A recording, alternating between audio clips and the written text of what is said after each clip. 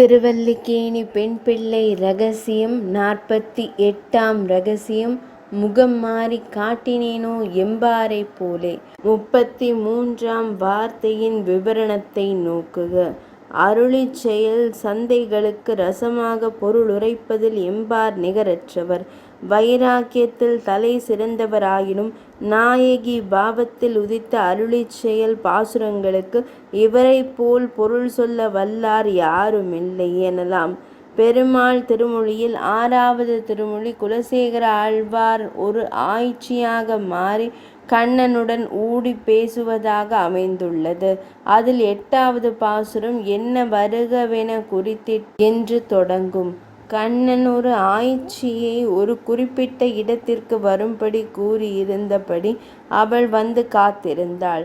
மற்றுமொருத்தி அவ்விடத்திற்கு அப்பால் முல்லை பந்தர் கீழ் இவன் வரவுக்காக காத்திருந்தாள்.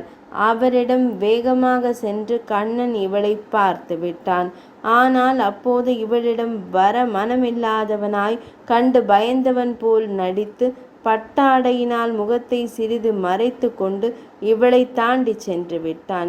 இவள் ஊடிச் சொல்லும் பாசுரம் பொன்னிற வாடையை கையில் தாங்கி பொய்ச்சும் காட்டி நீ போதியேலும் இன்னம் என் கை அகத்து ஈங்கொரு நாள் வருதியேல் என் சினம் தீர்வான் நானே என்று. கண்ணா, இன்று என்னை உதாசீனித்து போய்விட்டாய். இன்னும் ஒரு சமயம் நீ இங்கு நிச்சயம் வருவாய். அப்போது ஒரு கை பார்த்து கொள்கிறேன். என் சினம் தீர என்ன செய்கிறேன் பார் என்கிறாள். பாசுரத்தை உய்ந்த பிள்ளை என்னும் அரையர் பாடி அபிநயம் செய்யும் போது என் சினம் தீர்வன் என்றவிடத்து காலாலே பாய்ந்து தள்ளுவதாக அபிநயித்தார்.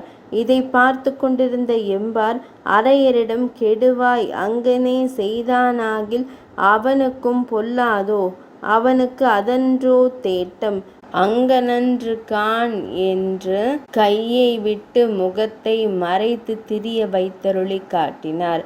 இப்பெண் தன்னை காலால் உதைத்தாளாகில் அது கண்ணனுக்கு உத்தேசியமாம்.